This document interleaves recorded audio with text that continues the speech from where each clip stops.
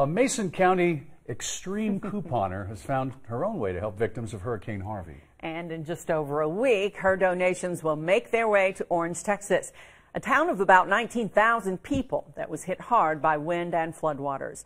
LEX 18's Bonnie Campo shows how they're making a difference. Boxed and bound for Texas. I'm giving all, not just some, but all of my stockpile. For over a year, Tyra Wells has been buying up supplies through extreme couponing, trying to save enough money to buy a handicap accessible van. Been in this wheelchair since '96. But I don't let this wheelchair define me. My daily struggles don't mess up my smile. But seeing the devastation of Hurricane Harvey. Different images of the houses underwater. And I was just thinking, you got this. Bless somebody. Tyra still needed help getting these items to the disaster zone.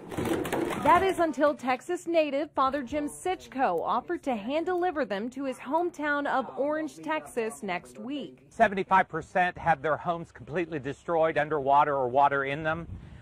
It is truly a devastating experience. And load after load after load. You name it, they need it. Tyra's heart filled to the brim, just like Father Jim's Jeep. They even had to call in reinforcements.